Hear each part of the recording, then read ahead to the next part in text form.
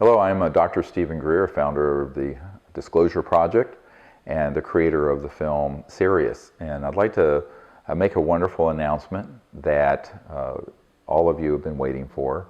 The film SIRIUS, which went to one of the most watched and top picks on Netflix in the past year and has been seen by millions of people around the world, we are now releasing on our YouTube channel, which is youtube.com/sdisclosure in its entirety, and it can be seen for free.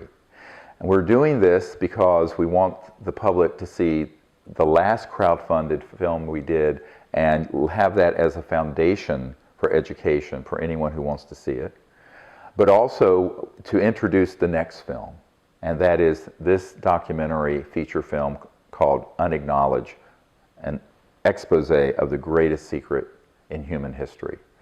And it will have a book that goes with the film and will be launched with a massive disclosure event and celebration and concert. We want everyone to be able to see this film, but we would also like, if you can, to contribute to the crowdfunding campaign. Not only in contributing your network and networking with friends and other organizations, but also how you can contribute even if it's just a few dollars to this campaign, so that we have enough resources to do this next project, which is a campaign that ends illegal secrecy on UFOs and free energy once and for all. It is not just this one film and book that is going to be supported, but a whole initiative that goes on into the future. So enjoy the movie, SIRIUS. Many of you have seen it, many have not. And I hope that you can also support us in this next project, Unacknowledged. Thank you very much.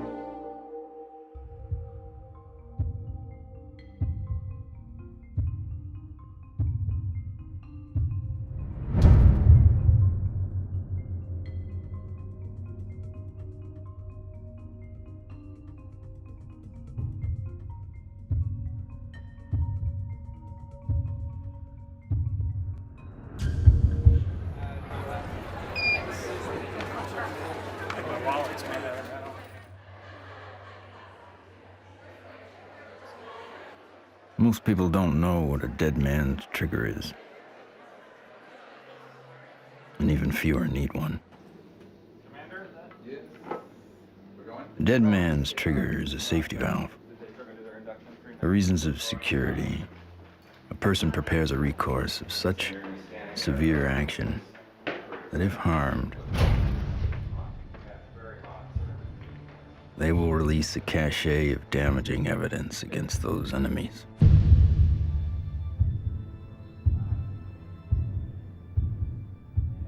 Given his situation, Dr. Stephen Greer is one of those rare men.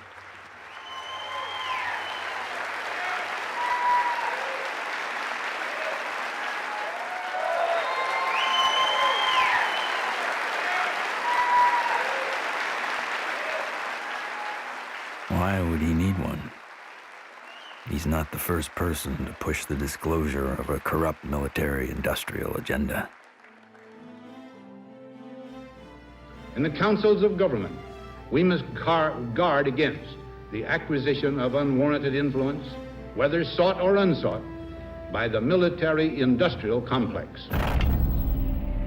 In his final public speech, a farewell address, no less, in a time when every second on TV was priceless, United States President Dwight D. Eisenhower decided not to brag about his victory in the Korean War. Instead, he cashed in all his chips to warn this nation of a hidden enemy. We have been compelled to create a permanent armaments industry of vast proportions. The total influence, economic, political, even spiritual, is felt in every city, every state house, every office of the federal government. We recognize the imperative need for this development, yet we must not fail to comprehend its grave implications.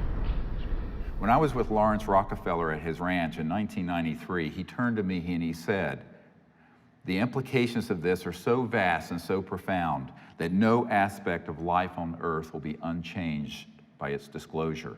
I said, "Yes, Lawrence, that's why it's been kept secret. It's not because it's trivial, it's because the implications are so profound."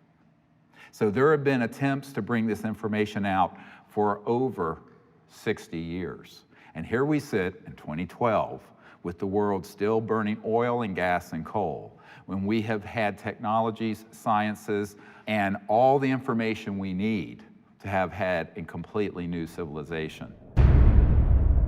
What Eisenhower warned us about over 60 years ago, according to Steve Greer, has long become truth in Washington, D.C. The most music, Q107, driving home with the Spearman. Hello, what are people all over D.C. saying about all this money we are giving? And why is Washington, D.C. booming? Because the rest of the country is sending their money here. I know, isn't it beautiful through the trees? My name is Ted Loader. I've been working with CSETI program and Dr. Greer for 15 years. Cool, huh? Oh. Yeah. One always wonders if the public really knew what was going on with government covert programs and how much money has been put into it, you know, hundreds of billions of dollars. I think the public would be a little annoyed.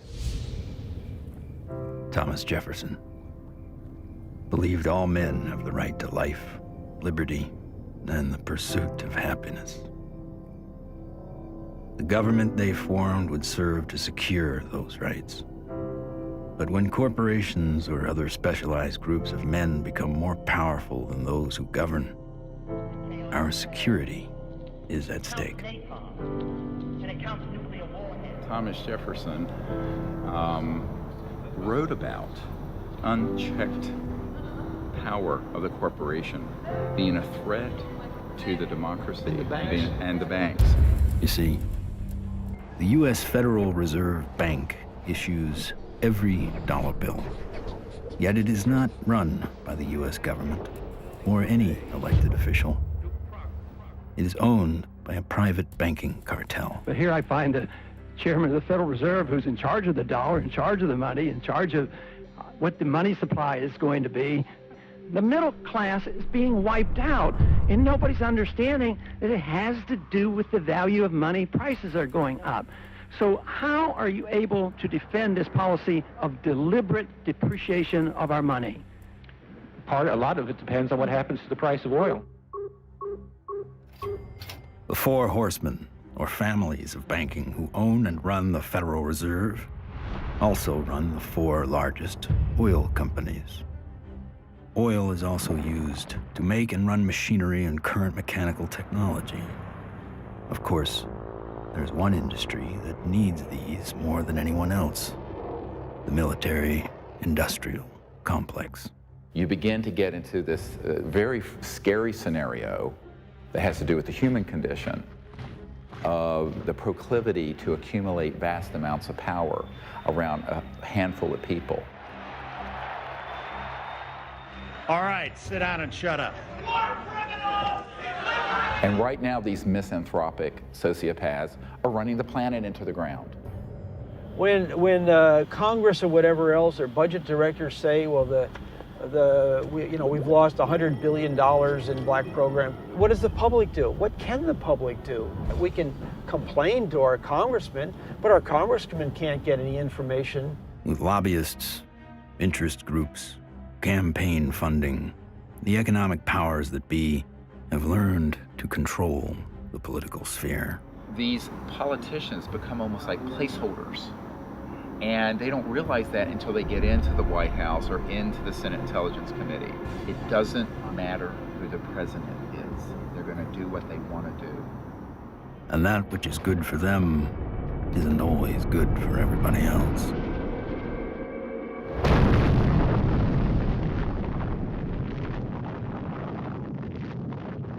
From 1945 to 1998, 2,053 nuclear bombs exploded on this planet. The United States detonated over half of them. Now I am become death, the destroyer of worlds. When the first nuclear bomb was exploded in Trinity, Robert Oppenheimer, one of the founding fathers of the nuclear age, said, "We have done this before."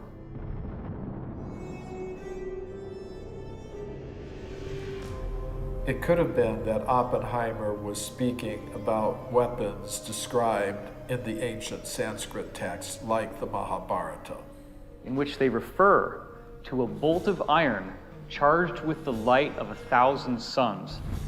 This bolt of iron was hurled in anger and led to an explosive event which is very graphically described in this religious scripture, specifically showing all the key indications of radiation sickness and the various problems with nuclear weaponry that we've come to expect. When we started detonating thermonuclear weapons, atomic weapons, and developing these sort of destructive technologies, the civilizations that have been watching this planet for millennia said, oh my God, these people are going way off the reservation. They are now an existential threat to themselves, but also to other planets, potentially. All over the world, we see very conclusive evidence that ancient people were in contact with extraterrestrial life.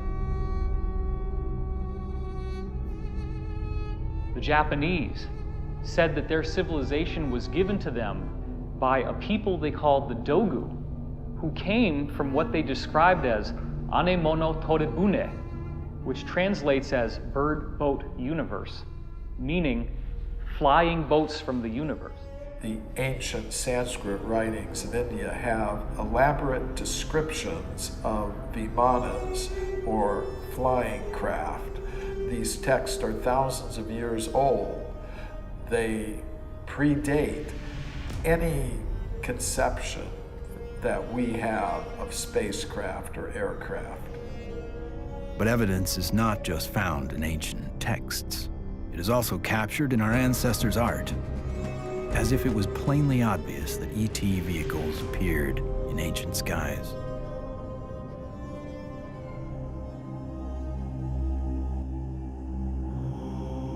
It is a foregone conclusion by most broad-minded people that we are not alone in this universe. The question is, how close are they? And we all looked up at once. It was almost like an intelligence told us, hey, look over here, we're here.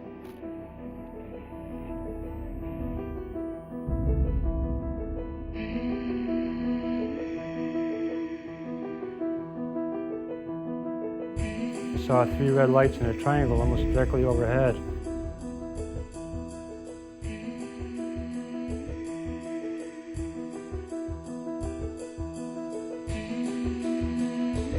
I saw these things and I ran inside and got my brothers and sisters. it actually lifted up, and it could actually turn. I'm gonna ask you to look away. I love my hands, but I wasn't one who believed that UFOs might exist. I was satisfied they exist. the life I have isn't what I'd seen. They estimated 100 yards from the left wing was this 100-foot disc.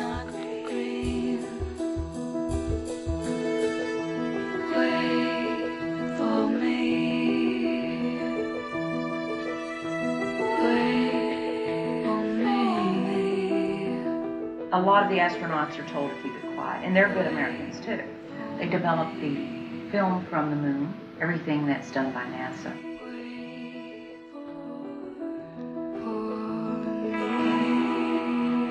Ma che se ne saranno ancora degli altri superiori.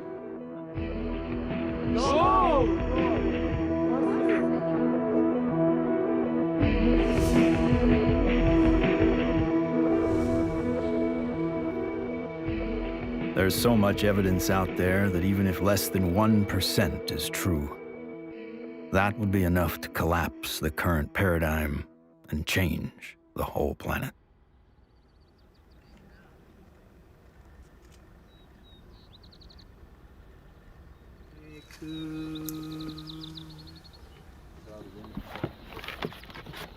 This is our signature tones that we broadcast over a small walkie-talkie. They were recorded in a crop circle. What happens is the extraterrestrials, they come into the area where we vector them in with the signature tones that we broadcast. Then it enables them to home in and get a real good fix on where the site is while we're setting up.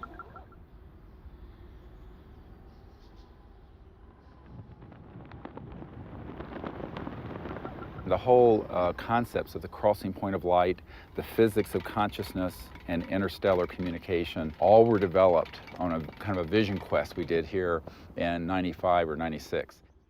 Astronomer J. Allen Hynek developed a scale to identify the types of human ET encounters.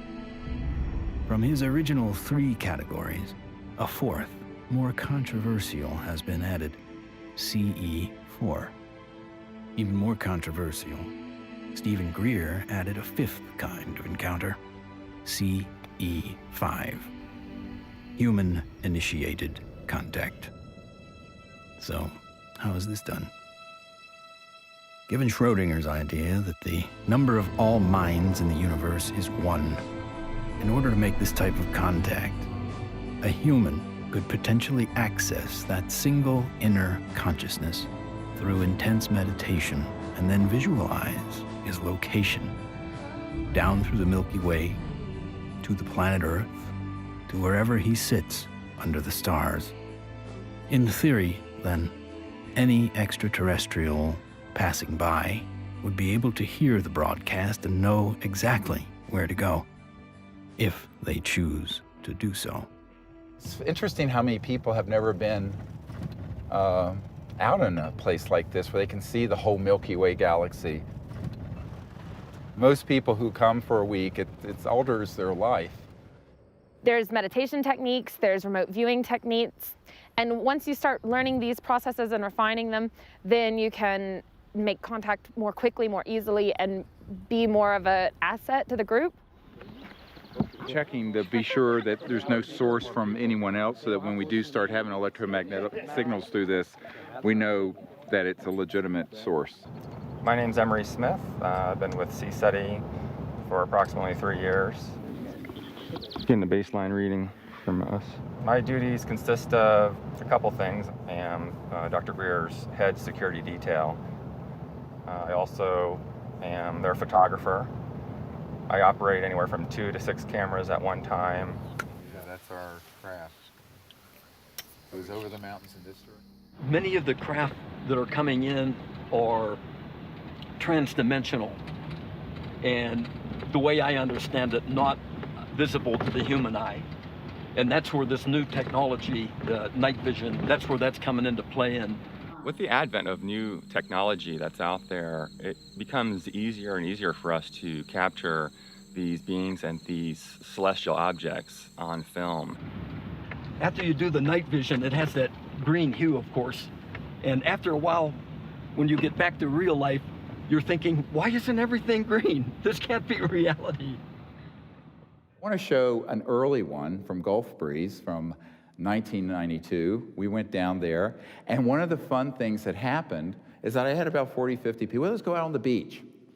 And we didn't have good cameras then, but you'll get the feeling of how exciting it was, have all these people, and 1, and then 2, and then 3, and then 4 ET craft materialize right in the sky. There it goes, 1, 2, 3. And look, there's 4. There's 4. There's 4. We have a confirmed CE5. Holy damn hot shit. Dog. Thank you. All right. So the point, the point is, it's fun.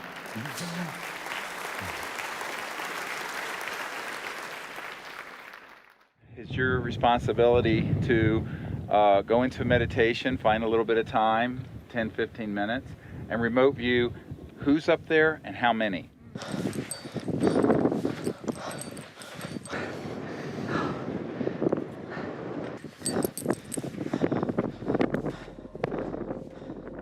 I can attest to the fact that real phenomenon happens here. I really feel that his CE5 protocols are based on a spiritual kind of positive contact, and I think that that is an excellent model for any kind of communication, whether it be on Earth, in the United Nations or wherever, but in this particular field it's with cosmic cultures. And we use consciousness, meditation, visualization, remote viewing, certain tones, and we do it in a group when we can, or even as individuals. It's just been this series of unbelievable events that are amplified by our meditation. It enforces this communication between us and the ETs, and it's so interactive.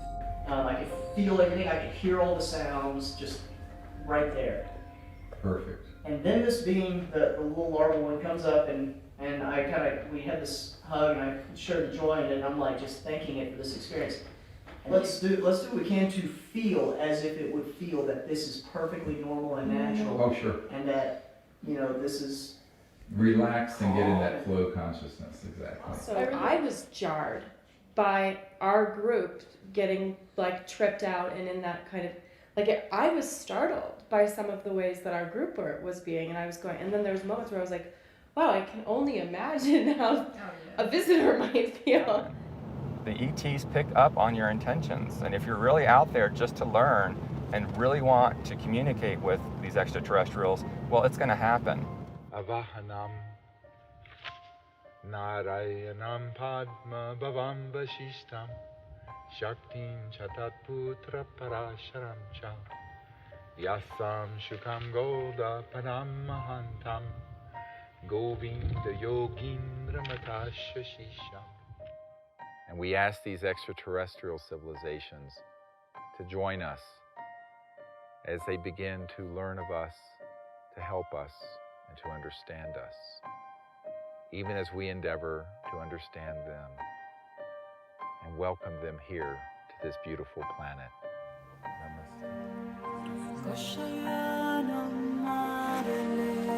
Oh my gosh, another beautiful, stunning, absolutely stunning. Not an aircraft.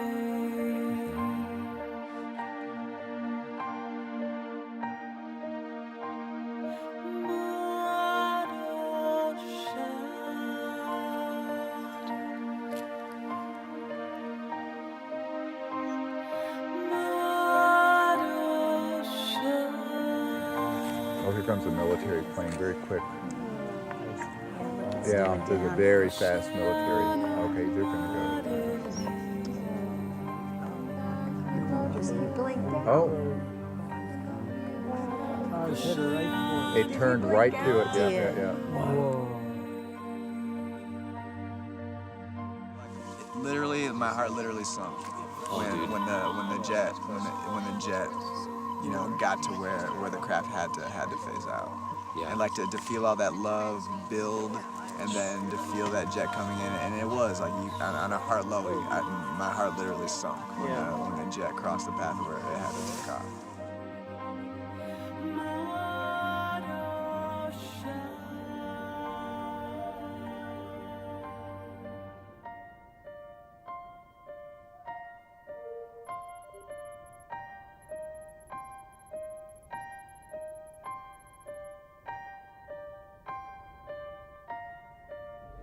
So in the camera, that's what you got. You got like this light traveling, and you can see it's not like a satellite where it's got like a path. It's got like a, you know, like a movement. Yeah, and then it's gone. When I was 17, I injured myself. I got so infected. And at the time, because I was very poor and I didn't have any health care, I just laid there and I got sicker and sicker and sicker, and I had a near-death experience. I found myself out in deep space, and it was this experience of complete oneness with the cosmos, not just with Earth and life on Earth, but with the stars and the infinity of creation. It certainly altered the course of what I would end up doing, because I then learned meditation. I actually became very aware of the power of the mind. This experience helped guide the direction of his life. Though Greer went on to earn a medical degree and raise a family, he continued to study consciousness and contact. And decades later, it seems he would be the doctor called upon first to examine a very unusual body. This came to us in the last couple of years, and there's a man who runs an institute in another country that I cannot talk about. But he came into possession of a little creature. It is humanoid. It does not look human. We have acquired an EBE, an extraterrestrial biological entity. We're flying over to Europe soon to take some tissue samples and do some DNA testing. This was found in the Atacama Desert. We don't know how it came about.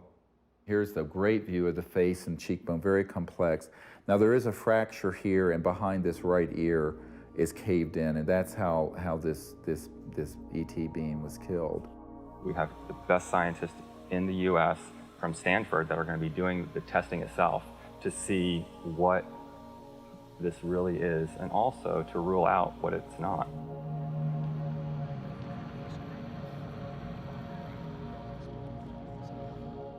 The initial reaction that I had is the same reaction that many of my colleagues here at Stanford and elsewhere have had when I've shown them, is that, wow, what is this? The question is important enough in at least two ways. The primary reason is that there's a lot of claims about specimens and claims about aliens. And of course, there's a lot of ridicule associated with that. So one of the best things that we should be doing, of course, then is bringing the best scientific techniques to bear. The techniques are available, the techniques are cheap, the answers are nearly absolute, so let's do it. And it's so exciting because it's not just...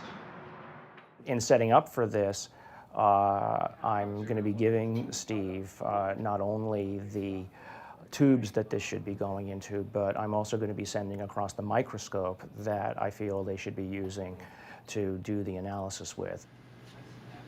Before we even get started with some of the analysis, I think it's going to be important to rule out some of the obvious critiques that could come up. And one of those critiques is that this is a syndrome or a mutation. This is a bone dysplasia.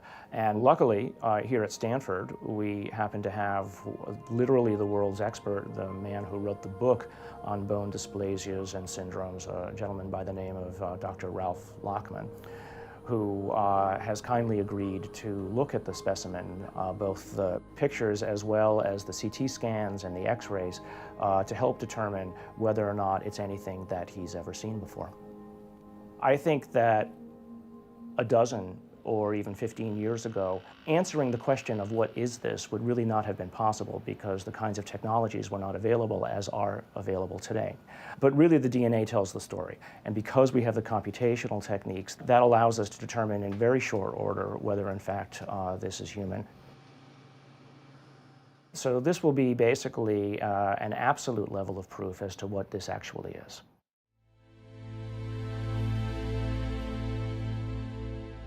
The problem is not proving that UFOs exist. It's when you begin to expose the energy and propulsion systems behind how they're getting here. You're talking about unveiling an entirely new science that would replace oil, gas, coal, nuclear power, public utilities. And this is the $600 trillion problem. The patent office, after they fired me, I had to wait 6 years before I got rehired. Everybody at the office was avoiding the case. But when they finally did, the arbitrator wrote an 85-page report on how the media had caused my dismissal. So I only got a 30-day suspension out of the whole thing, which was taken out of the tiny little bit of 6-year back pay. So that was great. Yeah, it was. Wonderful. Yeah, it made it all worth it, so to speak, because that's how we were able to open the offices and stuff. It was very comfortable. No feeling of being shocked or anything else, just a good feeling, comfortable. What scientists need to do and normal people need to do is they need to look at the hardcore evidence, decide that, oh my gosh, ETs are real, and then get over that. And if that's the case, then you can start extrapolating because they're getting here, which means they have solved the physics problem, if you will. That's an actual photograph that Mark Whitford took, a friend of mine. And you see the stars in the background. So this is a fixed camera. The craft was a triangular craft moving away from him, and all of a sudden it makes a right angle turn. Apparently it has what I would describe as inertial shielding. It's the only way something can make a right angle turn without having everybody killed inside of the craft. Though we experience inertial forces every day, their origins remain a mystery. However, there are theories that point to interactions between objects with mass and a quantum energy field. Inertia is due to zero-point energy interaction. So you're interacting with a charged matrix, which is a zero-point field. If you try to change that, then you get a reaction force. There must be an interference shield of electromagnetic nature that would stop that interaction with the zero-point field. And you can suspect that UFOs have already figured this out because they wouldn't be flying around and still have inhabitants. New energy scientists today are attempting to find new ways to define the relationship between electricity, gravity, magnetism, and propulsion. But as history has shown, change does not always come easy. It's like Newton. Why is that apple falling? Nobody ever asked that question before or even tried to come up with an answer. And Newton comes up with something called Newton bucket, or Newton's problem. The only guy that solves it 300 years later is Einstein. So, how smart can we be?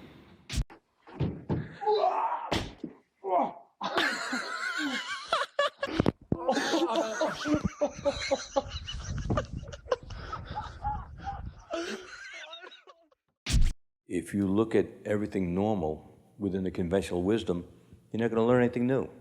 My name is Morgan Boardman. I am the Chief Financial Officer of Morningstar Applied Physics. My business partners are Paul Murad and Dr. John Brandenburg. What we're doing, like I said earlier, is we're using a magnetic field that's rotating about the axis with the hope of generating a magnetic vortex. In essence, we are trying to start a civilian advanced research projects agency.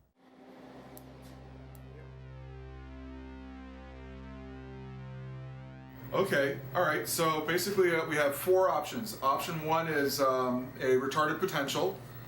Option 2 is a lagging image, right? Yeah. Option 3 is pointing vector as a motive for propulsion, or how that may be what's happening, right? Yeah.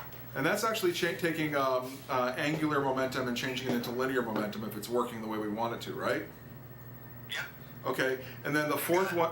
The fourth one is that we are somehow either generating and or absorbing gravity waves. Do we accept Einstein's viewpoint that thou shalt not go faster than the speed of light? If you look at a black hole, the comment is the gravity is so strong that nothing leaves. But it does have something that leaves the black hole, and that is gravity. So does that imply that gravity moves faster than the speed of light? Could be.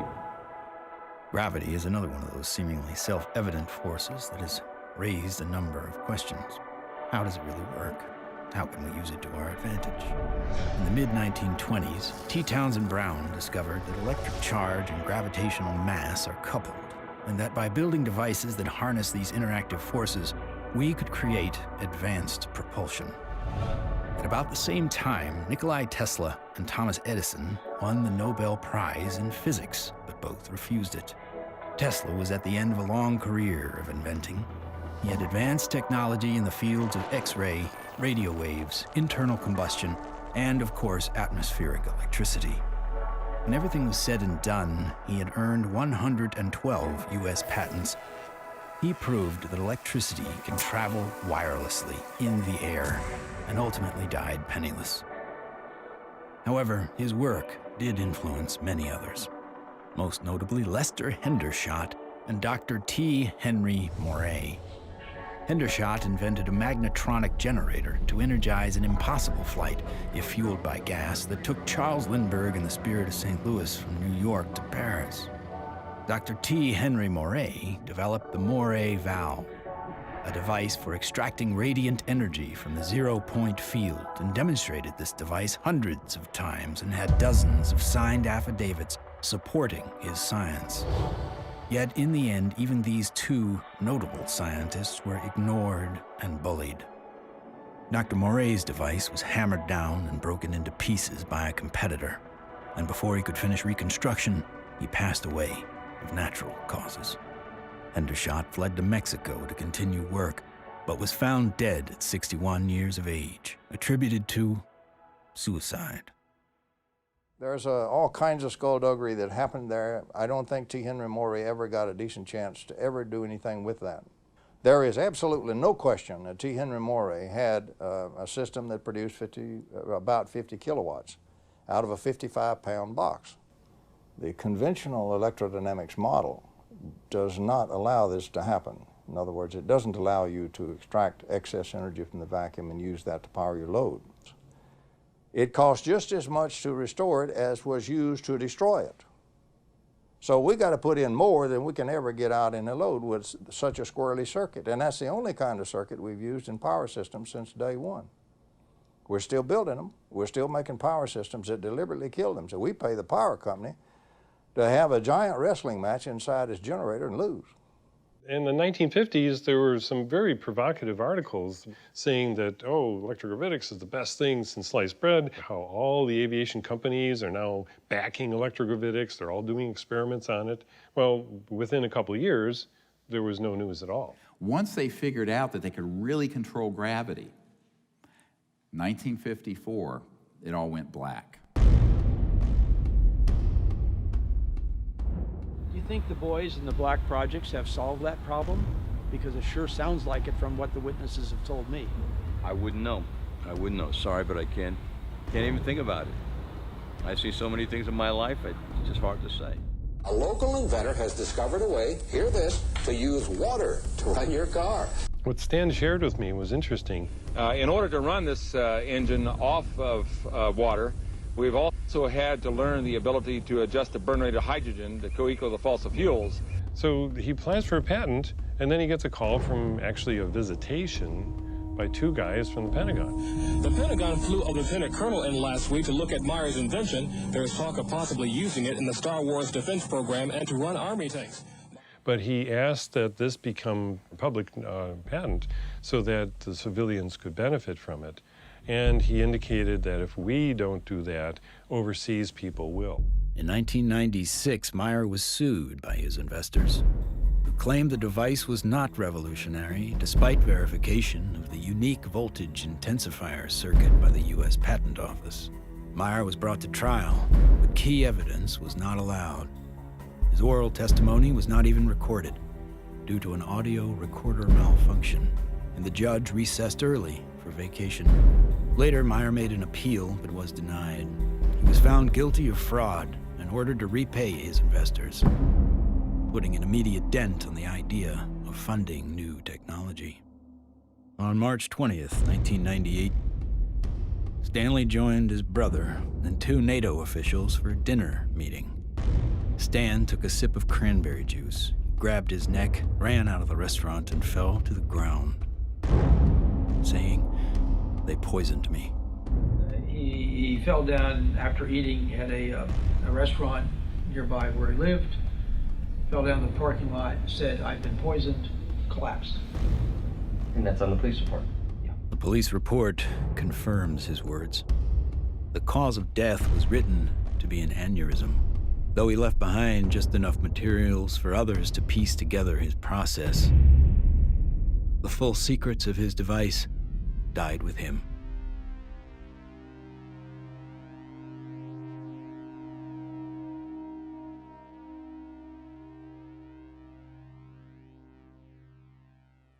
So from this, I began to do more work with the administration, various people, friends of the president, the Rockefeller family. Lawrence was the white hat in that crowd who wanted us to bring this information out, actually hosted us at the Rockefeller Ranch in the Tetons. And one night he pulled me out on the deck and he said, "Well, you know, we really need you to do this." I said, "Lawrence, you're old, you're rich, and you're Rockefeller. What do you want me to do? I'm just a country doctor banging around in an ER in North Carolina." He says, "No, we want you to do this." I went, "Okay." So I'm the throwaway guy. I'm the guy you can throw away because my life doesn't matter. We are back in Rachel, Nevada with our first 2 distinguished guests. Stephen Greer is a North Carolina doctor. He does a lot more than watch the skies. He fires off messages, and he says that someone or something is responding. Dr. Greer is looking for close encounters of the 5th kind. What, at this minute, do you believe? Our assessment at this point is that there is at least one extraterrestrial civilization which has managed to make its way to our corner of the universe. And number 2, that there's no evidence at all that they have hostile intentions towards this planet. And number 3, that the priority at this point must be trying to establish some sort of a liaison to them, some sort of a diplomatic liaison to them, and that's what we're working on. Is there a continued cover-up? Yes. Do those at the highest levels of government agencies know that there's a cover-up? Not necessarily. Officer X, a high-ranking military veteran, joined forces with Dr. Greer in order to use his military and government influence to gain access to high-level officials. I was able to arrange for a CSETI briefing to the then Vice Director for Intelligence for the Joint Staff, Admiral Tom Wilson, the same person who had been at Atlantic Command with me. At that meeting was Steve, Apollo 14 astronaut Ed Mitchell, Brigadier General retired Steve Lovkin, Siri Automatic, Steve's right arm.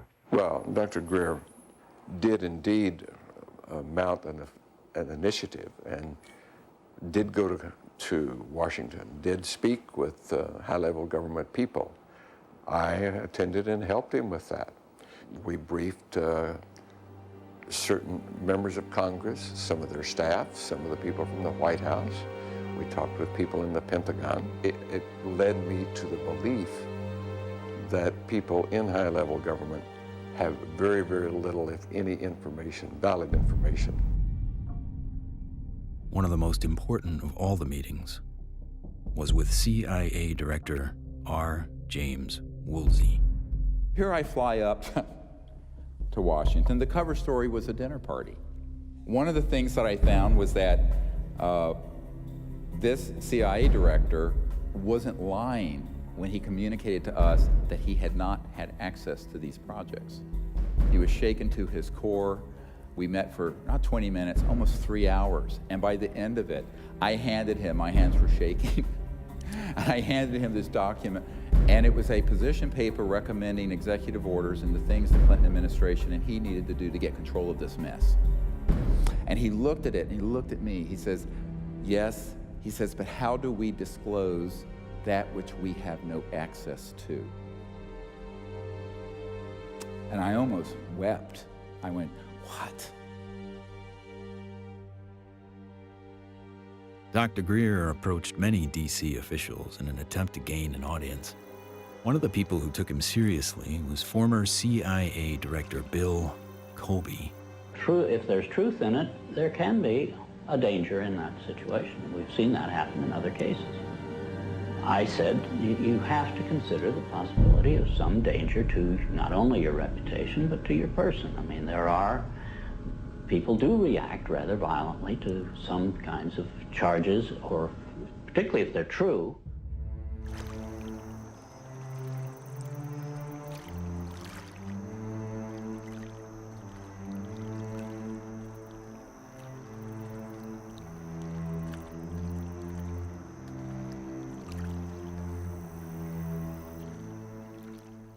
Now, you know, I'm a 30-some-year-old doctor with 4 kids, a golden retriever, and a house in North Carolina.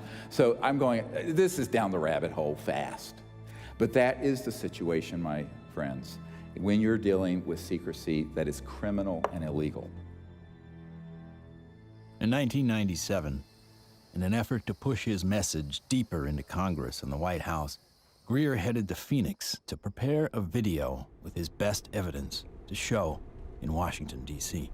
While he was in the editing room, the biggest UFO witnessed event in history was about to happen.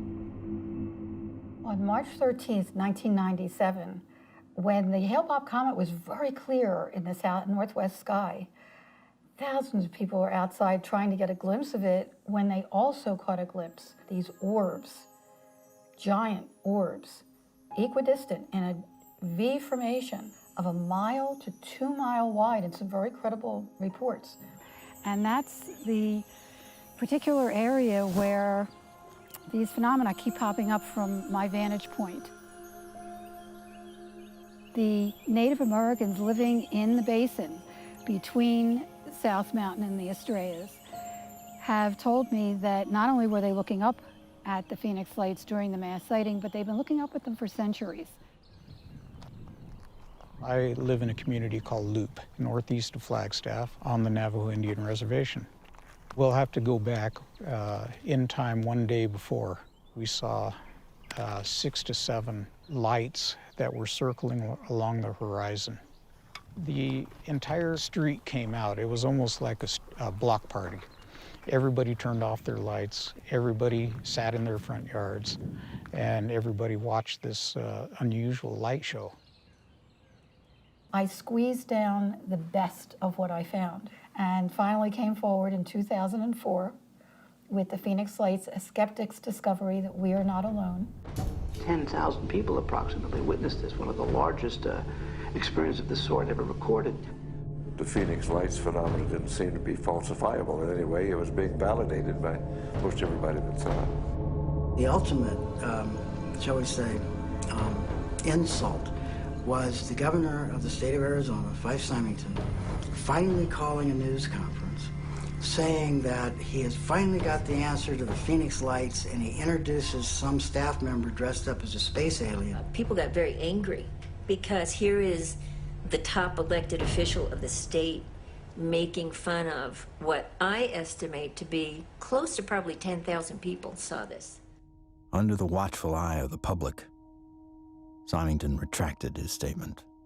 If you had been here 10 years ago and standing out here and looking up there at the lights and the view, you would have been astounded.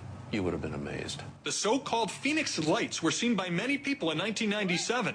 Skeptics say they were military aircraft or flares, but not the former governor. It was probably some form of an alien spacecraft.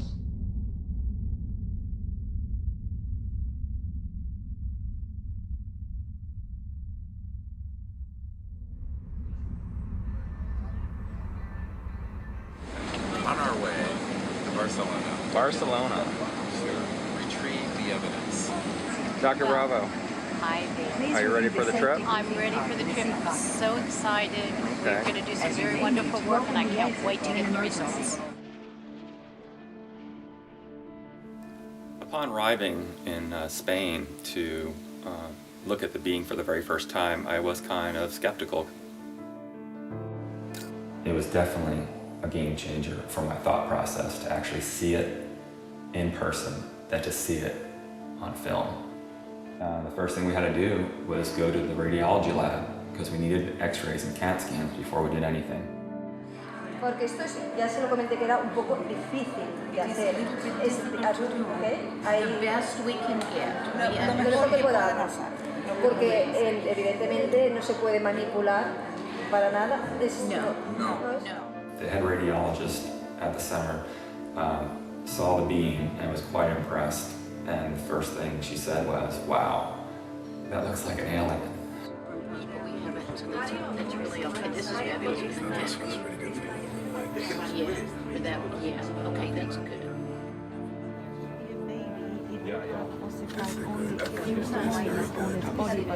This one is complete. When the CAT scan images started coming up on the computer, it was just profound. And I saw inside the bone, and I saw, organs and lung material, brain material. I knew that this was not a hoax, it was not fake, that this was actually some sort of living creature. Right, well, if somebody made it, they have a future in microsurgery because they were smart enough then to put in these millimeter-wide bone holes where the arteries go in to feed the bone marrow.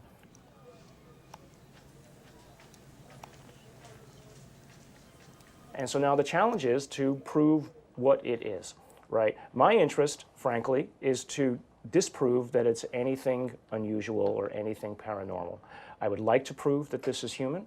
I would like to prove that this is just an interesting mutation. But obviously, if you leave your mind open, or I should say, if you leave your mind closed to alternatives, you'll never see what those alternatives might actually be. In every situation with scientists, your reputation's at stake. I have every expectation that even doing this is going to lead to some ribbing from some of my colleagues, right? But I think that that's perfectly acceptable because at the end of the day, who's going to validate these things? If someone isn't willing to step forward and do it right, then you're going to have it sitting out there forever, hanging in limbo, right? I mean, if you let other people and their opinions stop you from believing what you know to be true, then all you're doing is stopping the possibility of progress. Anytime anybody tries to study this subject seriously, we're subject to ridicule. I'm a full professor at a relatively major university, and I'm certain that my colleagues at the university laugh at me and hoot and holler behind my back when they hear that I have an interest in studying unidentified flying objects.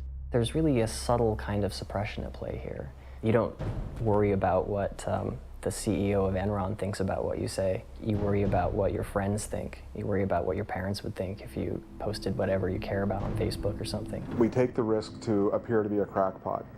There may be people who are going to be threatened by that for any number of reasons. My feeling was that I was involved in a lot of strange activities, so I tried to say to myself, let's not look at this with too much exposure and mention it because there's a question of credibility. This should be the subject of rigorous scientific investigation and not the subject of rubbishing by tabloid newspapers. MUFON is the Mutual UFO Network, and it was founded in 1969 by Walt Andrus. And our mission statement is the scientific study of UFOs for the benefit of humanity. MUFON is the world's largest UFO investigative organization. We have approximately 3,000 members worldwide. Approximately 500 of those have their PhDs. These are people who really would like to delve deep into the UFO phenomenon and try to figure out not only what it is, but how it's happening. Armed with what he thought was some of the best available evidence, including the Phoenix Lights, Steve Greer organized a Project Starlight briefing before several Congress, Pentagon, and White House staff members. Things seem to be on track for disclosure. Of the device and the internal, all of it. with a lot of detail, and this is a cutaway. This was done and escaped government control, whereas the Bentwaters case took 20-some years in England. So this is in our possession and not the Ministry of Defense. So, where it would never be found. Where it would go into a black hole. Right? Yeah. But then the bad news came. Sherry Adamiak, Steve's partner and longtime friend, along with Steve and another team member, were all suddenly diagnosed with a malignant cancer. I've had these experiences since I was a child or a young man, but to articulate them so other people understand them, I need someone with capacity to hear it. She was that person. I mean, it's been, you can't resolve things. It's been very hard for me. Oh yeah, you know, I know. Get up I know every it has day, been. You know, but.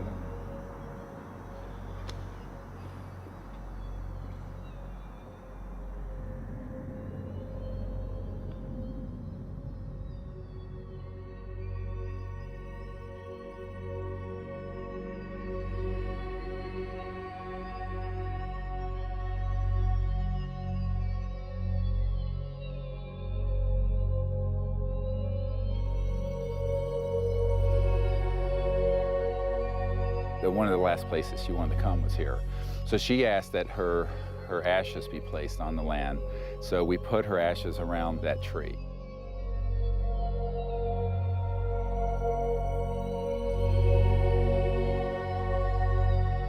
I don't take anything for granted, frankly, and so each time that I do a presentation or lead a group, I think, this may be the last time.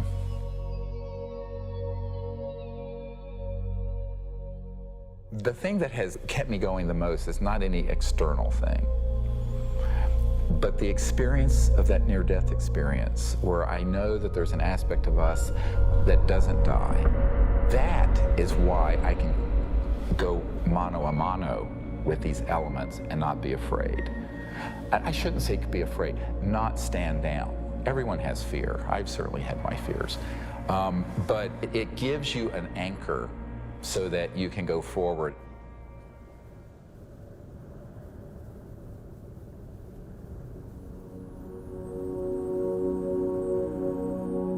More than ever, Dr. Greer understood what he had always sensed. It was not the power of a cosmic field or quantum vacuum that would propel us into a new world.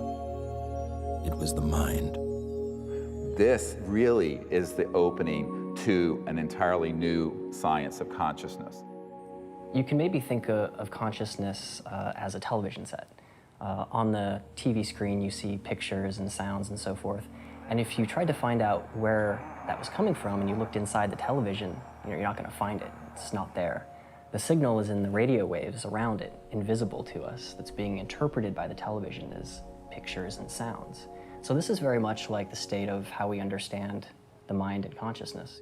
Dr. John at Princeton proved that putting your awareness on a device that was a random number generator would affect it. So you have this random number generator and it's producing 50-50 ones and zeros. And then you introduce a person into the picture and you tell them, try to affect it with their mind. Think more ones or more zeros. You measure that, and sure enough, what they found was that there are more ones or more zeros being produced that correlate to that person's intention. So we can see effects being produced forwards and backwards in time, which is really strange. Distance doesn't seem to matter as much. You can get the same strength of effects if you're right in front of the REG or if you're on the other side of the planet. Consciousness is a non-local field, and it isn't limited to your brain waves and body. Dr. John once had the opportunity to ask the Dalai Lama if he thought the random number generators themselves were conscious. And the Dalai Lama thought about it, and his reply was that if you think they're conscious, then they're conscious. Just like consciousness can have positive effects on the zeitgeist or ether, it can also work the other way. Unfortunately, when you start to deal with inventors who have anomalous results that seem to be over unity, Paranoia seems to accompany that process. And John Searle's famous for having a circular magnetic device that has both energy and propulsion built into one unit. And the electric company felt that this guy was stealing money, took him to court, went to jail, his house caught fire, and all of his property and all of his designs burned. The concept of freedom, this sort of idea of people having the liberty to pursue happiness and to pursue abundance, this has been completely, in a sense, turned upside down. We actually reprinted a report on the military involvement of the Department of Energy. And it's so extensive, it's the major operation that goes on there. There have been over 5,000 patents that have been sequestered by the national security state, taken out of the public domain.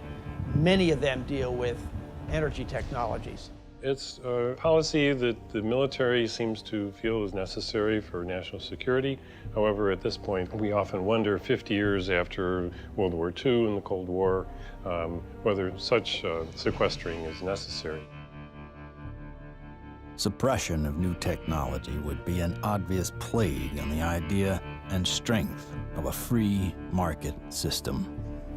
Yet, it still seems to happen right in front of our eyes. And this is a huge controversy, one of the largest, maybe most intense controversies in the history of science. There's nothing worse, I've found, than suggesting to academic physicists in particular, and academics in general, that they are not only wrong, but disastrously wrong, catastrophically wrong.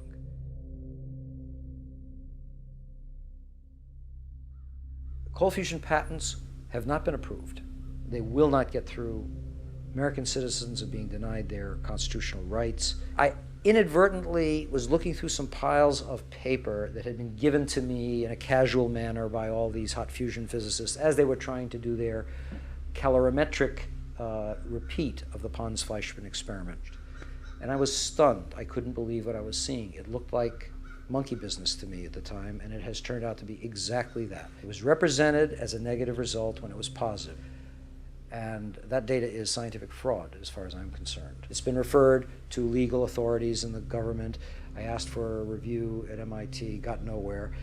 If this type of manipulation had occurred in any legitimate research area, such as cancer research, AIDS research, global warming research, anything that's accepted as reasonable to be researching, the people would lose their jobs, they wouldn't be in science. And yet, these people today, their data is used today, to year 2000, and all before, to reject patents.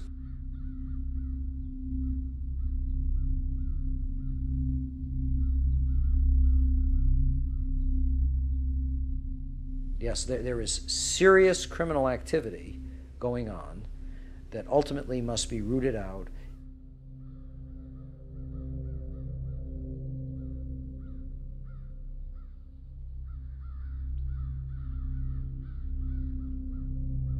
It became very clear to me that, you know, you kind of had a tiger by the tail here, and that this was serious.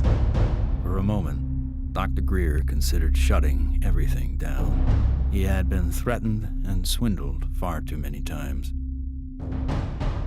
Sherry was gone. He had no office, no staff, no money. Back in 1998, I was given information by a friend that Dr. Greer was having a conference. Literally the month that Sherry Adamek passed away, within 30 days, I have this scheduled event. So I went to the conference and learned some things and listened. And so she just on a lark came, and she's an emergency doctor like I am. And what really grabbed my attention was he was getting all this information from military witnesses. That was in 1998. By 2000, when we were planning and storyboarding and working the whole disclosure project event out and pulling together all these hundreds of witnesses, we didn't really have the funding to do it. But she got so supportive and involved that she lived very modestly and took all of her excess income and donated it.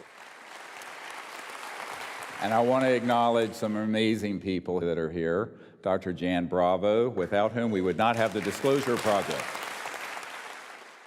But it's not just the funding she's provided, it's the moral support and the encouragement and the friendship. And so she's just become a very key person. And, you know, it's sort of metaphysical and odd that literally the month that Sherry Adamek passed away, within 30 days, I have this scheduled event.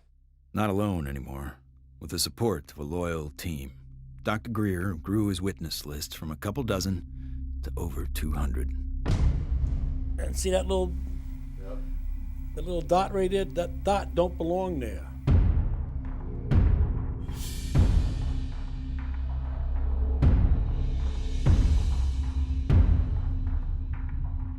I said, I'm one of those, what you would call the high government official in the FAA. I was the division chief. There was only 3 or 4 down from the admiral.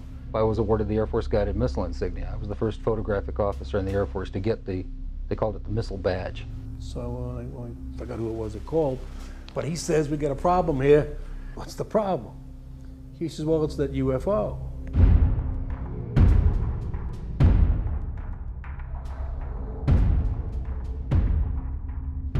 We weren't launching real nuclear weapons, we were launching dummy warheads. They were the exact size, shape, and dimension and weight. And we were looking down southwest, and the missile popped up through the fog. It was just beautiful. And I hollered, there it is. And our guys on our M45 tracking mount with 180-inch lenses on it got it. We sent the film back down to Vandenberg. The Japanese airline, 747, was coming from the northwest, going across the Alaskan territory. He called and asked the controller if the controller had any traffic at his altitude.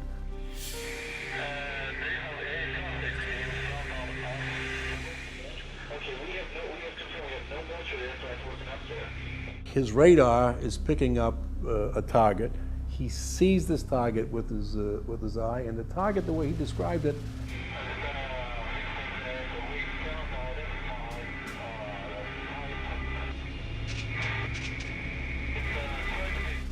a huge ball with lights running around it, and I think he said it was like 4 times as big as a 747. I was called into Major Mansman's office at the 1st Strategic Aerospace Division headquarters. And Major Mansman said, watch this. There was the launch from the day or two before it at Big Sur. We watched that stage burn out, we watched the 2nd stage burn out, we watched the 3rd stage burn out, and it's going like this. And into the frame came something else. It flew into the frame like this, and it shot a beam of light at the warhead, fires another beam of light, goes around like this, we're going like this, fires another beam of light, goes down like this, fires another beam of light, and then flies out the way it came in. And the warhead tumbles out of space. They brought in 3 people from the FBI, 3 people from the CIA, and 3 people from Reagan's scientific study team, and I don't know who the rest of the people were. When they got done, they actually swore all these other guys into that this never took place. Who said that? Who was saying? This was one of the guys from the CIA. Now, I saw that. I don't give a goddamn what anybody else says about it. I saw that on film. Phil Klass can kiss my ass. He wasn't there. I was. He said this is the first time they ever had 30 minutes of radar data on a UFO. He said, you are never to speak of this again. As far as you're concerned, this never happened.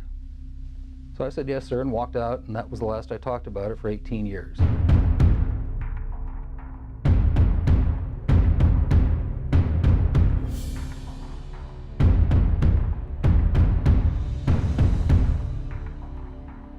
I had the original video that I took, and I had the pilot's report, and I had the FAA's first report that was all downstairs on my table. They didn't ask for that, so I didn't give it to them. There are things that I know about that I did in the service that I won't talk about to you now because they're top secret, and I could get my ass in trouble for talking about them. If you parse what Major Mansman said, he said, you are to say, this never happened. Well, that's not classifying it top secret, is it?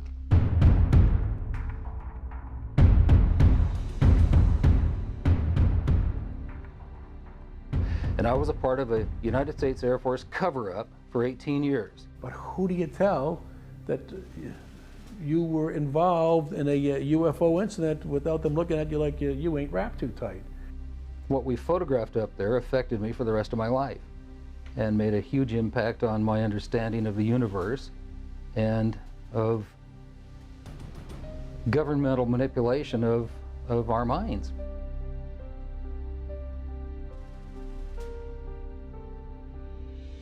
Now, with the witnesses on his side, Dr. Greer had the firepower to attack Washington again. We are not alone. That's the message a group of pilots, scientists, and former government officials want Congress to hear. 21 members of that group already have testified in Washington for what's known as the Disclosure Project. And we had all volunteers who organized that whole event. And there was no paid staff. So when people look at that whole period, we didn't have an office, a secretary, and one paid staff person. But we did it. Dr. Stephen Greer heads up the Disclosure Project, a group that compiles information from people who say they've encountered extraterrestrial forms of life. 20 years ago, in 1980, I was a security specialist assigned to RAF Bentwaters. Objects made incursions over our WSA, fired pencil-thin beams of light into them, and adversely affected the ordnance, possibly. There were bodies that were involved with some of these crashes, also some were alive. What do members plan to do with their information?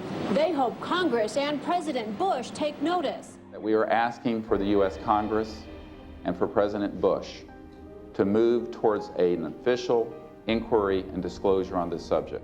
Those that don't want to believe you will never believe you anyway, so it doesn't matter. It doesn't change the truth. A spokesperson for the Senate Science, Technology, and Space Committee says no congressional hearings are planned right now. Elaine Quijano, CNN Headline News. I stand before you today in my almighty God, and I tell you this.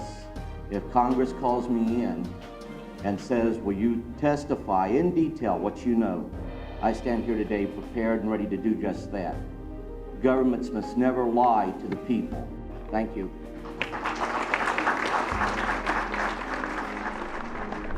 The number of people Dr. Greer had managed to get behind him was monumental. In a perfect world, an event of this proportion, with that amount of coverage, would have been enough to start a legitimate movement. But of course, we hardly live in a perfect world.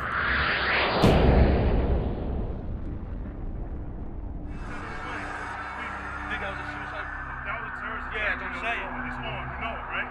I don't know, guy. Everything's fucked up. 9/11 became the mother of all news stories and completely changed the game for everyone. Fear, panic, and strife were imprinted in the public consciousness. To what end? Not to go after Al-Qaeda, but rather to invade the sovereign nation of Iraq. Given such a drastically overt misstep on the part of a U.S. government led by an oil family, the question on some people's minds is whether or not this disaster was exploited, or worse, engineered. The Gulf of Tonkin in the Vietnam War, Chiang Kai-shek in the Korean War. False flag operations are nothing new. However, according to some, the ultimate card to play might be yet to come.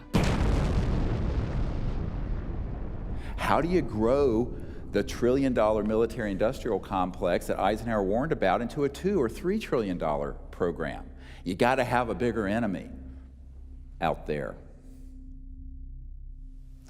Von Braun's purpose in life during the last years of his life, his dying years, was to educate the public and decision makers about space-based weapons.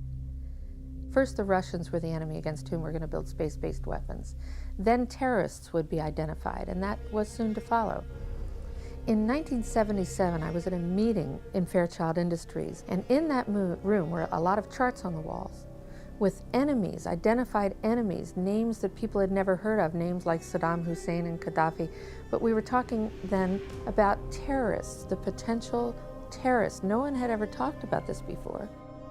And they continued the conversation about how they were going to antagonize these enemies, and that at some point there was going to be a war in the Gulf. According to these theorists, after the military-industrial complex had its war against terrorism, the next enemy that Dr. von Braun identified on Earth would be third world country fanatics. But with no more enemies left, the people would soon be taught to look to space. The next enemy was asteroids. Now at this point, he kind of chuckled the first time he said it. Asteroids, against asteroids, we're going to build space-based weapons. So it was funny then. And the funniest one of all was against what he called aliens, extraterrestrials. That would be the final card. And over and over and over, during the 4 years that I knew him and was giving his speeches for him, he would bring up that last card. And remember, Carol, all of it is a lie. 99% of all the information out in the public on this subject is well-crafted disinformation designed to scare people to support the next phase in global warfare. And this kind of corruption is why the only things that are being made on this subject are things that redound to paranoia and fear in the military-industrial complex. I occasionally think how quickly our differences worldwide would vanish if we were facing an alien threat from outside this world. I don't think we're moving forward if we trade, factional and ideological war from one ethnic or religious or economic system into an interplanetary conflict, because that's A, not survivable, and B, would be even worse in terms of galvanizing the world around a military structure. That has been the central organizing principle of our society for a few thousand years, actually. It is hard to concretely prove that 9/11 was a false flag attack because the people behind it are so good at covering their tracks, especially with the compliance of the mainstream media. If you had trillions of dollars, you'd be pretty good at it too. The adversary is closer to home. It's the Pentagon bureaucracy. According to some estimates, we cannot track $2.3 trillion in transactions. $2.3 trillion in transactions. According to the Comptroller General of the United States, there are serious financial management problems at the Pentagon. Fiscal year 1999, 2.3 trillion missing. Fiscal year 2000, 1.1 trillion missing. And DOD is the #1 reason why the government can't balance its checkbook. I would like for you to respond to the questions that I've put to you today. I've forgotten what the second question was. How does one carve out a billion unacknowledged or 10 billion unacknowledged taxpayer dollars? In many cases, at the end of a fiscal year, when there is so-called leftover money, they may or may not know that money may in fact go to a special access program. There are two main types of special access programs: acknowledged and unacknowledged, or USAPs. Those programs are basically totally off the books, and they are able to actually vacuum up money to be a self-perpetuating funding mechanism. Certain USAPs are waived and also completely managed and controlled by private contractors, so they enjoy the secrecy protections only afforded to private corporations. There is virtually no high-level government oversight for these types of USAPs. In many cases, no elected official, including even the president, have knowledge a particular USAP even exists. Between 1947 and 1949, the government passed the National Security Act and the CIA Act. These laws allowed the intelligence community to withdraw money from any agency without disclosure. Essentially, money could be stolen from any program, and no elected official would ever know about it. Great view of the eye socket. Very different eye socket from, and that's another thing that the scientists who've looked at this at Stanford have commented on. If you look at this creature and you look at the cranial vault, how large it is, The size from the eyes up is at least 3 times that of a human. One of the first things that Dr. Lockman immediately remarked upon was the shape of the head and the skull. It was not something that he is accustomed to seeing, and it was quite interesting and in some ways exciting that the associated features that you would expect from a syndrome of that nature were not found.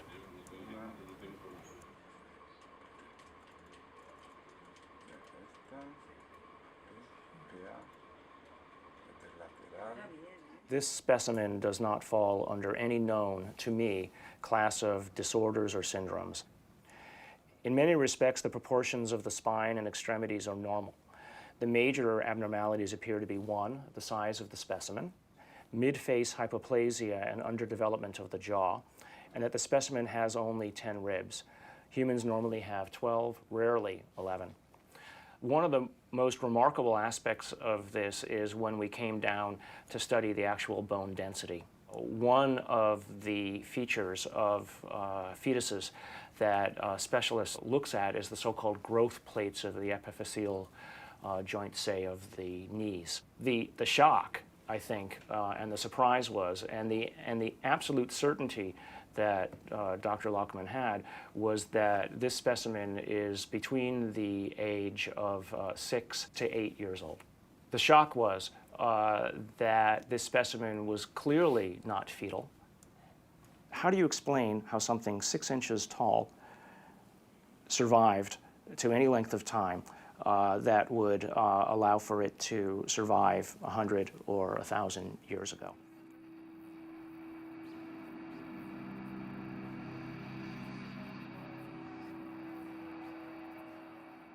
And what amazes me is the media. Well, they're so compromised on this, they don't dare do anything but follow the company line on it. The company line being a series of lies. This is a document talking about the current program at the CIA. And it says that the PAO, Public Affairs Office, has relationships with reporters from every underlying major wire service, newspaper, news weekly, and television network in the nation. In many instances, we have persuaded reporters to postpone, change, hold, or even scrap stories that could have adversely affected national security. Now, what's the purpose of this? The CIA has no mandate for anything domestic. The FBI is domestic. What the hell is this? Where are we now? We are in a bread and circus. This is a phrase used to describe the creation of public approval, not through excellent public policy, but rather through diversion and distraction. No, I'm not doing that. I'm sorry. You are driving me nuts. That's ridiculous. Keep people fat, keep them happy, keep them diverted, and keep them entertained with drivel and shock and nonsense. That's, unfortunately, the sort of thing that has taken the place of news and information. So that what we're seeing today is a world in which perception is being managed by as little as 5 major media corporations who collectively control magazines, newspapers, corporate news websites, television stations, movies, documentaries. Who are these people? Who could be behind the curtain? Who could possibly be controlling us so effectively? A shadowy government with its own Air Force, its own Navy, its own fundraising mechanism, and the ability to pursue its own ideas of the national interest, free from all checks and balances, and free from the law itself. Majestic 12 is real. Notorious MJ-12, which is no longer called MJ-12. I'm trying to find out the new name. Basically, it's an oversight group intermingled with the National Security Council and the National Security Planning Group. They have full control. They have no congressional oversight whatsoever. They answer to nobody. Whatever activity is going on, to the extent that it is a clandestine group, a quasi-government group, a quasi-private group, it is without any type, as far as I can tell, of high-level government oversight. And that is a great concern.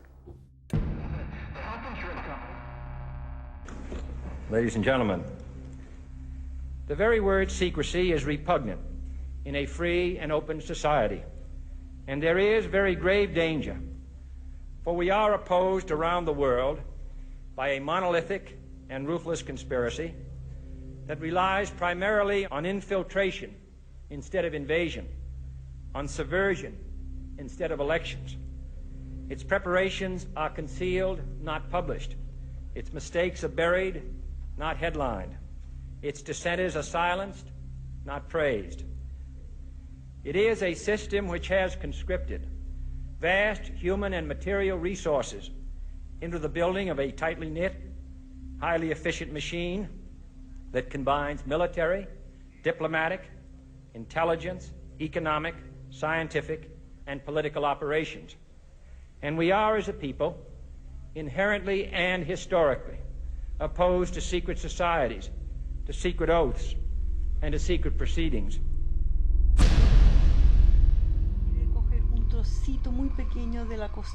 It's got too much tissue on it. They actually want a piece of the bone from at least like a 0.5 of a millimeter in. Como medio milímetro de... We took material from inside the cranium, also 2 clippings of the anterior front ribs of this being. And we were able to see under the dissecting microscope that in fact it did have bone marrow in them, so that meant there should be some good genetic material in there. It was really nerve-wracking. Imagine, 2 big guys here trying to operate on this 13-centimeter long beam. But we did it.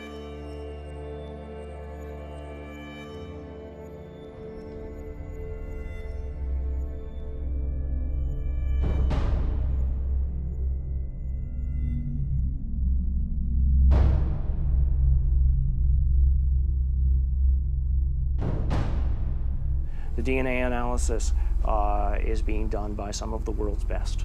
But even the world's best need to be cross-checked, which is why I'm doing the 3 different facilities.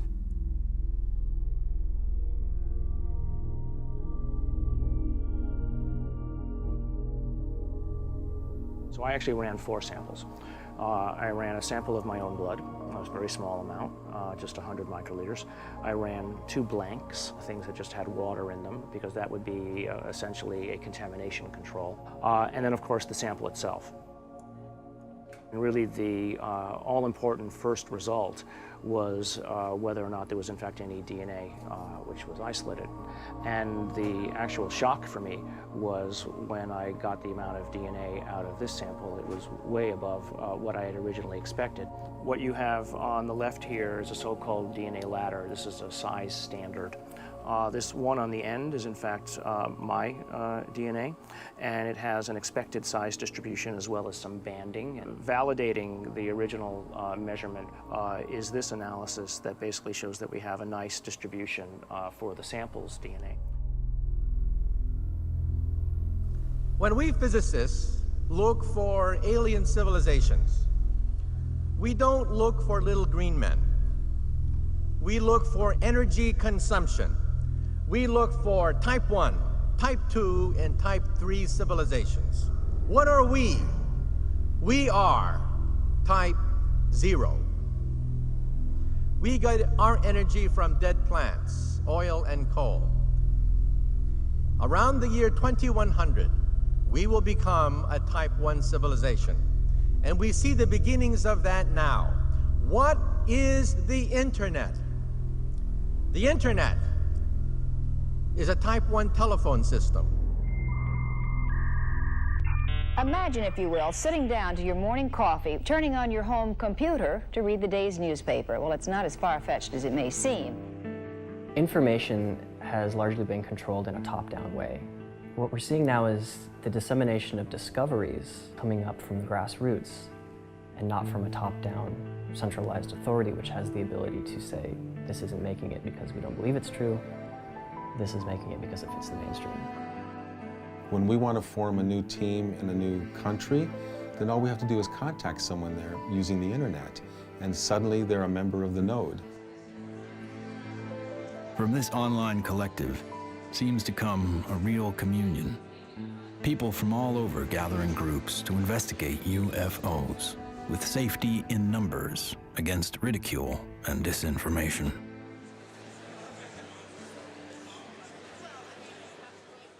What we found in the past is we had a lot of anecdotal stories, but we didn't have a whole lot of data. With the advent of computers, personal computers, and the internet, we've been able to collect the data and analyze it through some 200 plus data points to allow us to be able to compare cases and to see exactly what's happening and what the trends are. Nick Pope is our guest. He made this information public. He's also the former head of the Ministry of Defense's UFO project. So if anybody knows, we think it's you, Nick. The Ministry of Defense is in the process of declassifying and releasing its entire archive of UFO files going back decades. It's interesting and worth pointing out that while the British government is releasing their files and their documents, President Obama, who promised to do the same during the campaign, he still has not. 15 years. 15 years this spring. My God. But I figured that, you know, after the disclosure project, we'd get this information out and we could go on with life. How do we keep battering the ram at this door? Where do we find the strength to keep going forward? When you think that you're the only person that has the knowledge, you become marginalized. Steve was instrumental in bringing together a large group who had been involved in this subject and who for the first time realized that they were not alone in trying to come forward on the subject. Governments, we've discovered, have not gone far enough, so we've decided that as people using the CE5 protocols, form our own movement and do what governments have not been doing. We think of this as the People's Disclosure Movement. And so we feel it's important to create an effort that's a global effort, which this has become. My name is Mark Benz, and this is Rex, and we're in Bodega, California, and we're doing CE5. My name is Jeff Bird, and here in Winchester, Virginia, USA, we are doing CE5. My name is Peggy Brewster, and here in Middleton, United States of America, we are doing CE5. We have 1,150 teams of CE5 ambassadors, which are spread over 52 countries. My name is Andre, and here in Sweden, we are doing CE5. Und wir machen zusammen CE5 in Deutschland. Here in Burlington, Ontario. Brisbane, Australia. From Chester, Virginia. And Hamilton, Ohio. We are doing the CE5. Konnichiwa. Moje ime Daniel. Daniel tu na Slovensku. Es Leo Ortiz. And here in Vancouver, British Columbia. Faisons du CE5. CE5. The CE5 contacts CE5. CE5. CE5. We're doing CE5. And the reason I think that's so important is that it not only builds the knowledge base, but it also further potentiates this concept of pioneering a new pattern of peaceful contact. And that is something that no other group, large group on Earth is doing. Certainly isn't being done by the State Department and the Senate Foreign Relations Committee. It seems to be it only takes one person to make contact. But hundreds of voices worldwide is a call that can't be missed. And likewise with innovation, the more heads in the game, the more likely we are to find a solution. There's many, many technologies that people have talked about, many ways to the mountaintop. We have so many modes of converting quantum vacuum energy or zero-point energy. Some people think they know how to do it. Okay, fine. But if you do it theoretically, that's one thing. But then you got to do it experimentally, and that's the hard part. Those opposed to new energy technologies can tie the hands of hundreds of inventors. But how will they ever fare against tens of thousands? The output milliamperage is more than the input milliamperage. It's a clear indicator of overunity. I'm gonna ask you to look away. I love my hands, but it hurts to pray. The life I have isn't what I'd seen. The sky's not blue and the field's not green. Wait for me. Wait for me. Wait for me. Wait for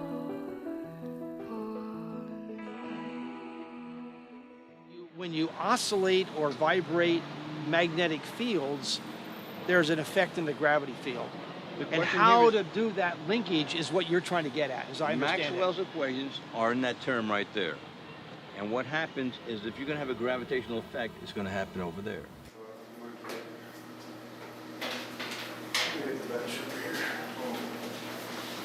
Josh, I think I can help too. This channel here represents revolutions per minute. These are representing weight that we're measuring on the load cells.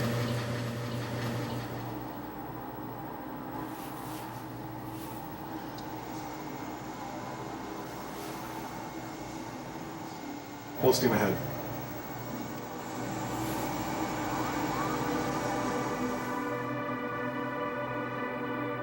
When we look at our data, we lost 7% of weight. If we move this thing and it loses weight, I must be generating gravity waves. Though the device maintains its shape and size in terms of dimension, it is losing mass. That's a possibility. If it is losing mass, then certainly it would also be affecting time in a very localized manner.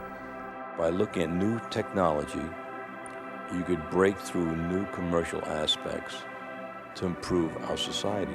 We should be looking for a disruptive breakthrough in this technology within the next 10 years. We're on the brink of developing any number of potential propulsion systems which would take us out of the solar system. I think we're going to beat NASA to the mark.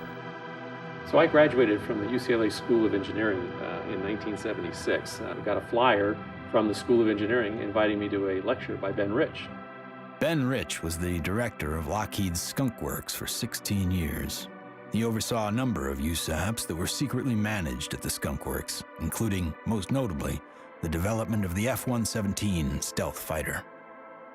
Ben shared a slide set of about 40 slides of different things, starting with the U-2 spy plane, going all the way up to the stealth fighter at that time, mentioning that he couldn't talk about the other secret stuff. But when he ended his talk, he had a slide of a black disc zipping off into outer space. And he ended his talk with these words: "We now have the technology to take ET home." So you have to have vision, and you have to have the guts and the courage to go out past the steps and do something of any value, and we have to go past our grasp. And we asked him questions about it. What did you mean when you said we have the technology to take ET home? Ben shared three major things that I think are worthy of research by researchers worldwide at this point in time.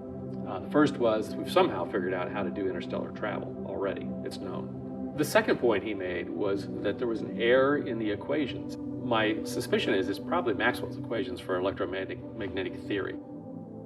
The third thing he said was, how does ESP work? And I was really kind of startled because I didn't know what to say. But I blurted out, I don't know, all points in time and space are connected. And he looked me back in the eye and he said, that's how it works.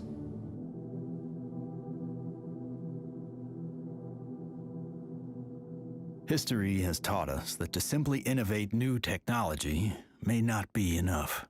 We have to find a way to get past the suppression.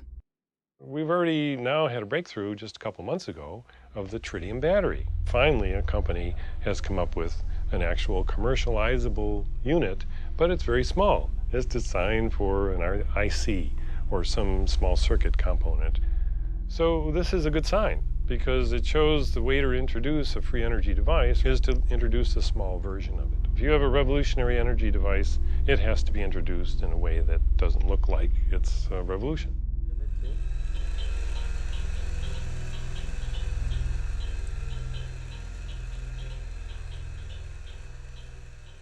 Science is always changing. I mean, even back in the 1960s, they thought that biofeedback, for example, was impossible. But now, of course, we know that that itself is an absurd statement. We have even toys on the market that allow people to play with biofeedback.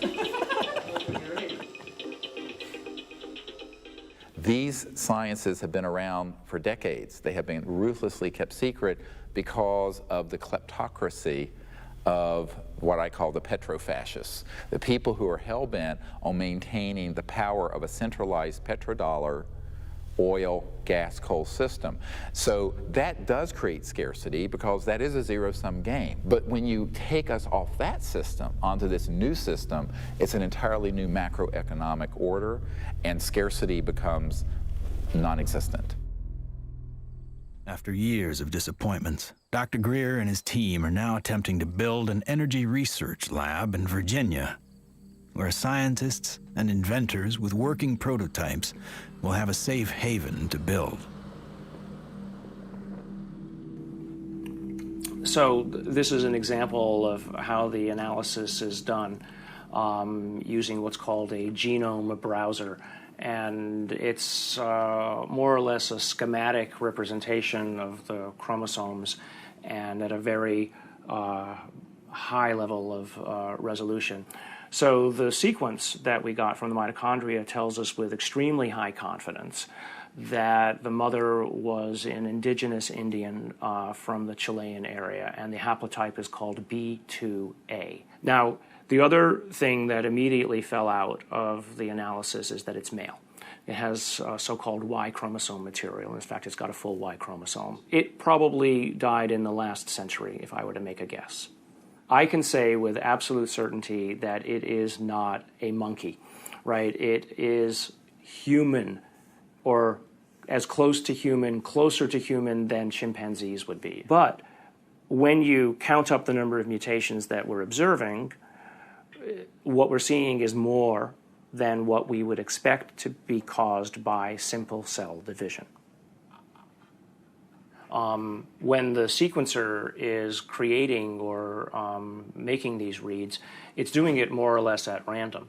So what does the computer program do that people have written and designed? It takes every one of the little sequences and tries to match it against the known. And then anything that doesn't match, it puts in a little side file and says this is unknown. At a certain point, when enough knowns are matched, I can feel comfortable saying, this is human, right? But if I'm not careful and I don't pay attention to what's in the garbage can, right, what the computer program is throwing away, I could literally be throwing the baby out with the bathwater.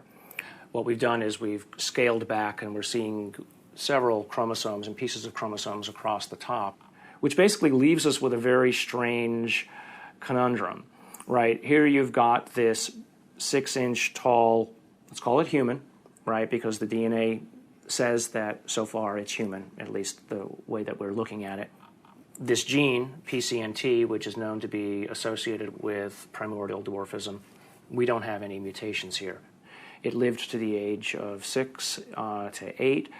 Obviously, it was breathing, it was eating, it was metabolizing, and it wasn't living in an environment where there was a lot of advanced medical attention that was given to it to allow it to live to that age. It calls into question how big the thing might have been when it was born.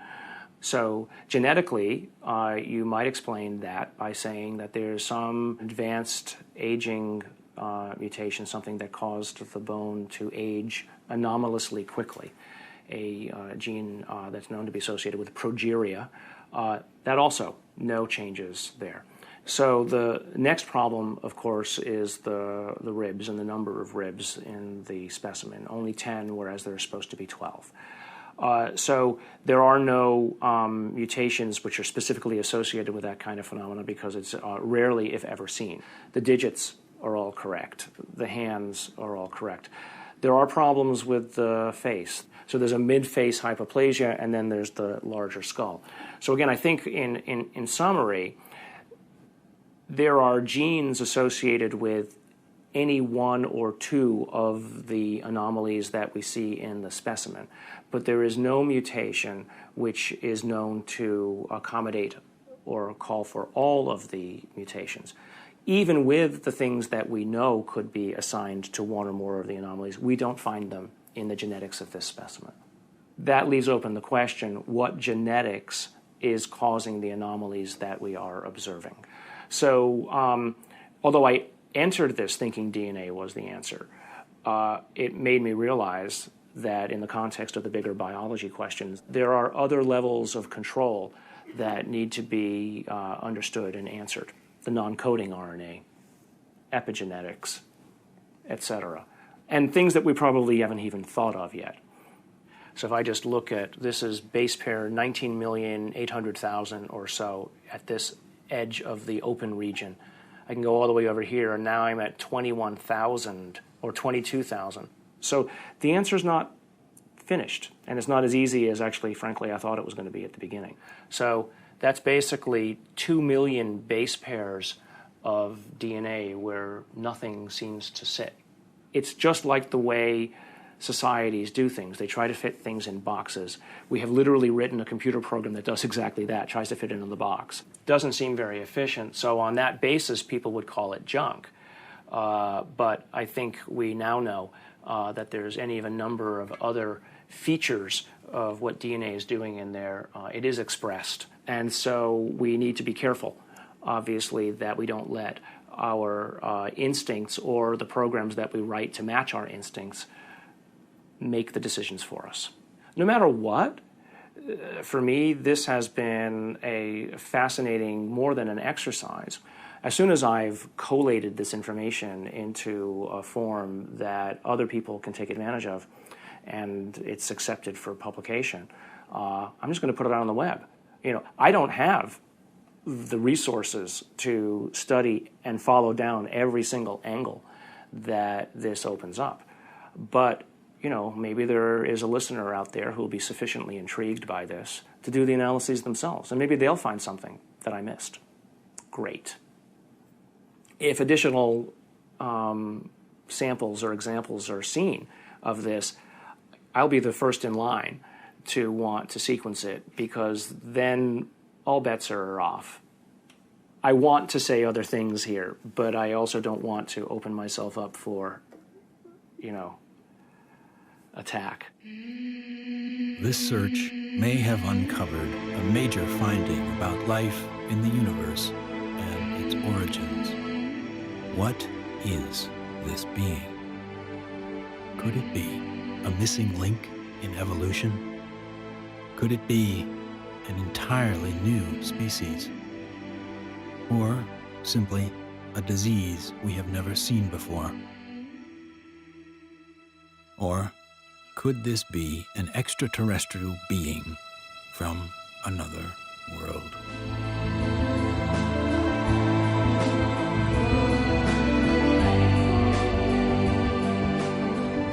Whatever the case may be, this challenges the boundaries of human scientific knowledge.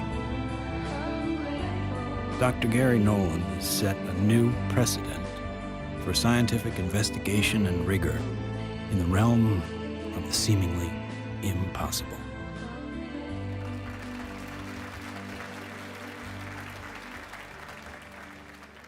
Now, we have now over 4,000 cases of extraterrestrial vehicles that have landed, 3,500 pilot cases, over 5,000 documents from the U.S. government, and hundreds of thousands of pages of documents from 14 countries that have opened their files since the Disclosure Project was launched 11 years ago. And yet, this isn't on CNN every night. And this is probably the most important thing going on this planet today, and yet nobody talks about it. If we don't explore what to do, we're going to miss the boat.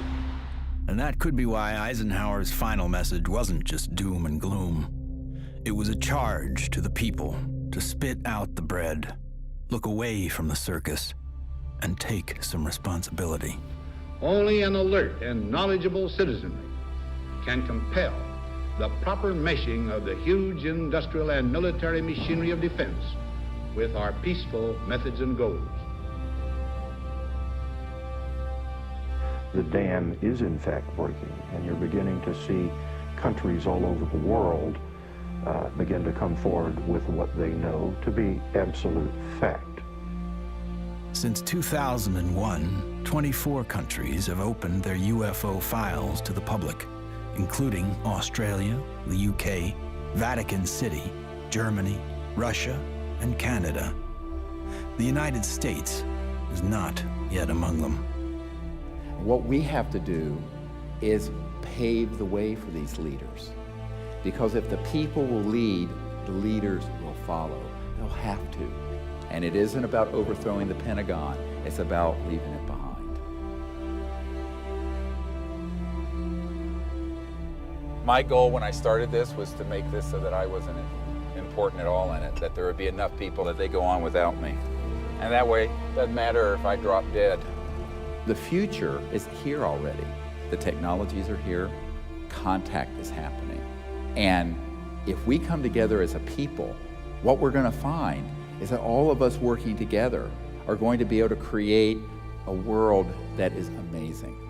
If every single one of us told everyone we know that we're being visited by intelligent life, that the sciences are here to give us a new civilization, we're liberated from that macroeconomic slavery, but this is the destiny of humanity. Thank you very much. God bless you all.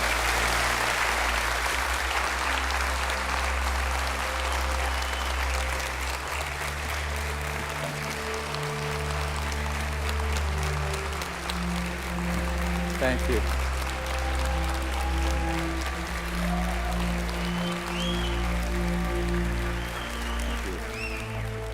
What we've come to learn is this. We are standing at the precipice of a new age. There is power in the many, but only when they're acting as one. That's when resonance happens. Whether joining together as a responsible citizenry against the forces standing to divide us, or joining consciousness to unite with the beings who are prepared to communicate with us.